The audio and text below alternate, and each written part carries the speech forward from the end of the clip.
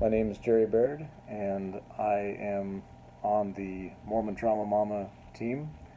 Uh, One of the writers there, helping with the administration of our Facebook group that we have, and also just planning of events and things like that, and strategy. As we work to help others who are struggling with what we call church trauma, not everybody knows what that is.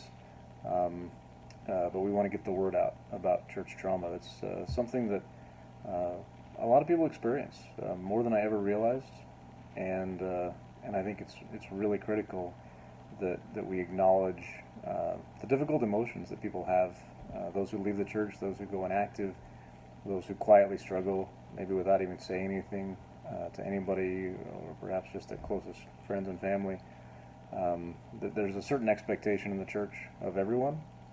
But particularly women are expected to fill certain roles. They're expected to do certain things in the church. And I had a realization recently that, I'd always kind of thought the way women are treated in the church, many are content, and that's completely fine.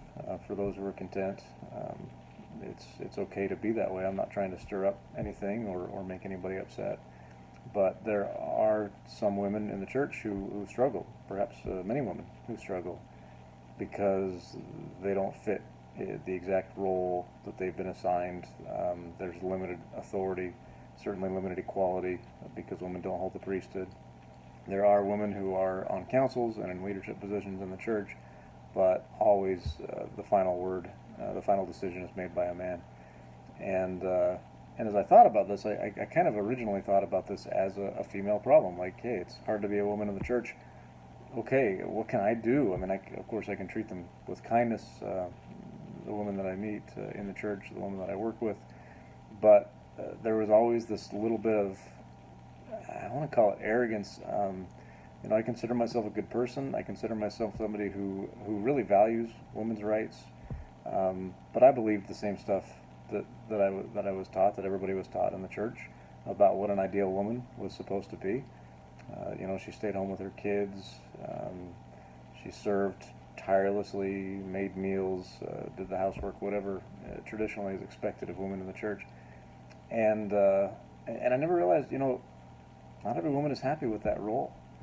And I kind of judged women. I would look at them and say, if you have a career, then yeah, hey, I understand some families have to deal with that, but there's always that tiny bit of hey, you must be less than, there must be less faith involved if you weren't able to stay home with your kids.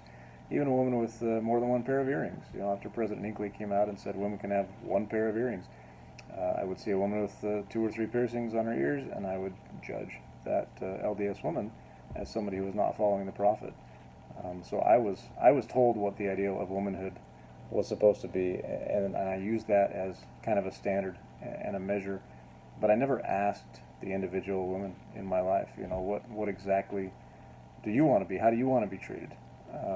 What's important to you? What are your hopes and fears and dreams? Not just what the prophet says you should be, but what you actually are and what you want to be. And I realized the patriarchy kind of affects us both, in a sense, because it tells us what the roles are that we're expected to fill, and not everyone fits into that box, and thank goodness, because each person is unique. It's a beautiful thing.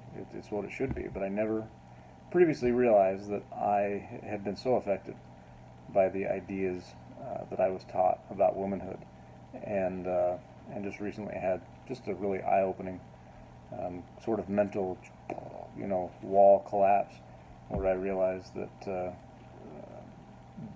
I really need to look at each individual situation and decide what makes sense in that situation, how to treat people, how to love people, men, women, otherwise.